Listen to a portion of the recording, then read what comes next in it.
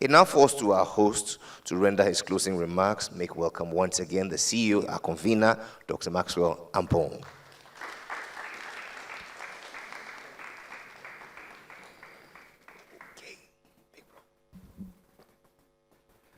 Another round of applause for Coach Jerry. Every time we host the MIG Business Forum, I always call Jerry late.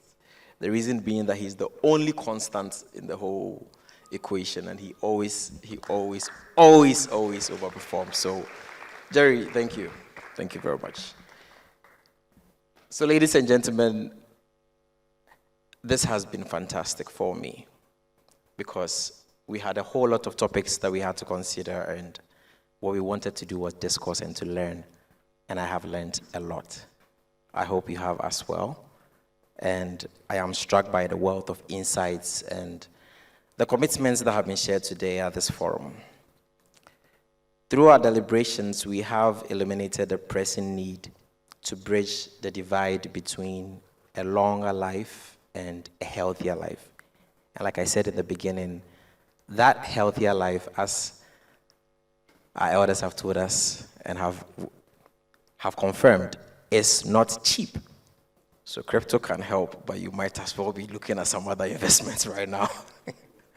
So we must carry forward the lessons learned and the strategies discussed here, as we hope that this is an active communication and participation that will not just end here. We are open as Maxwell Investments Group, as our partners. We are open to continue the discussion outside of this forum and push the needle forward on some of the agenda that has been discussed here. Let this forum be more than just a meeting of minds, but a catalyst for action as well. Again, like I said in my opening address, at MIG, we try to do the minimum viable version of any project. We don't go for the big boom. We look at how can we just shift the needle just a little bit. Because that is how you devour a whale, one bite at a time. Nobody can, okay, well, maybe some people can't chop a whale one bite at a time, but I mean, one at one go, but we believe that it is one bite at a time that you devour a whale. And this is one very gentle bite at this big whale of a problem that we see. Very soon, I saw three gray hairs in my hair the last time. It freaked me out. Every time I'm seeing new ones, my dad is laughing right now here. Every time I see new ones, we will blink and we will be 50, 60, 70. And we would ask ourselves, what did we do after the MIG Business Forum? And again, that is why we are here. Thank you so much for the regulator for coming. Thank you so much to the NIC, so the University of Ghana Business School, both their staff and students. Thank you so very much. And I would like to thank all of you, the participants, organizers, speakers, my team, MIG. Thank you so much for helping to craft this journey as we are on. And even Adjorlolo, I have your name here again. Thank you so much again. You are fantastic. You are just fantastic. And humble about his greatness as well. For some reason. He's the greatest to do the game, and he's still so humble about it. So, may we go forth with a renewed purpose and ensure that this dialogue really do continue. We really believe that this is a pressing issue. It's like knowing that you are on your path to a gutter that you have to cross. You have no idea how wide it will be.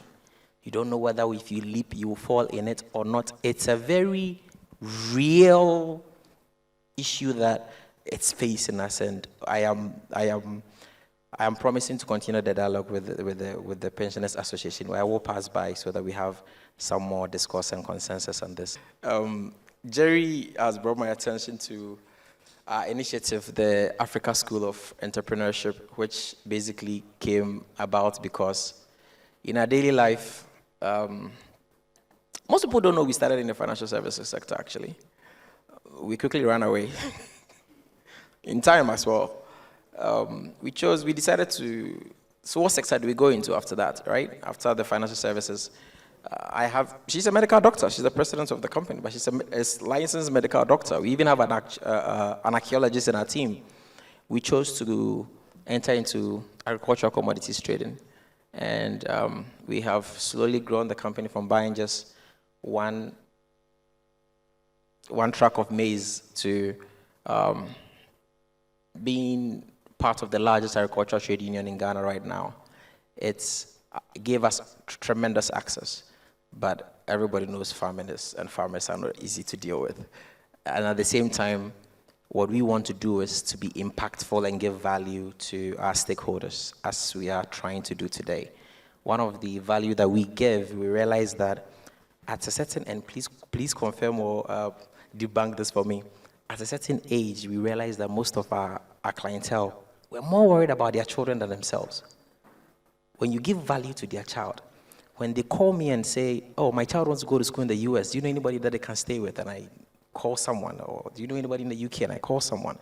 When your child comes to school to University of Ghana, and I let them stay somewhere for 3-4 days before they find accommodation, they find it far more valuable than anything else. That's when we realize, okay, value for value, finding the actual value works. So we started what we call the Africa School of Entrepreneurship, where we give out micro-credentials. The last time that we had this, it was a training on supply chain at AH Hotel, where I think about 6 embassies came, about 20, 30 companies, students from all across Ghana, and it gave certificates, valid certificates from the KNUST, signed by Professor Dixon herself to these students or these participants. Can you imagine the amount of goods that I got after their children went home and actually showed this to their people? So we decided to make this nationwide.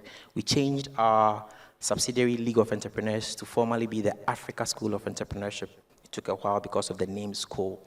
So we had to speak with the registrar and say, we work with accredited companies towards giving training and micro-credentials. So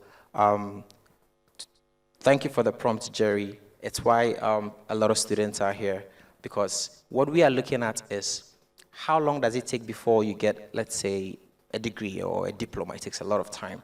But our supply chain training, for instance, a lot of students have used it, or a lot of participants have used it to get jobs in warehouses. Because it doesn't take 3 years to know how to run a warehouse or to know how to run a specific portion of a warehouse. So when we work with a school, of which we have partnership with about 12 business schools, it's simple.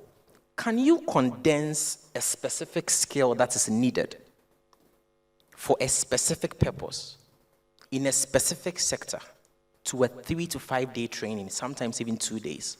And can we reduce the price so that my stakeholders and their children and everybody around MIG, or that I call the MIG tribe, can afford it? The answer has always been yes. And we've been doing that over and over again. So students, reach out on our website. We would be very much open to speaking more with you about some of the subjects that you know more about crypto than I do. If you want us to bring some specialists in crypto to speak to you about crypto and have a certified training, the whole idea is to give value for value. MIG is an impact company. We deal with impact services and impact products. Jerry, thank you for the prompt. That's all that's all about the Africa School of Entrepreneurship. All information is on our website. Thank you once again.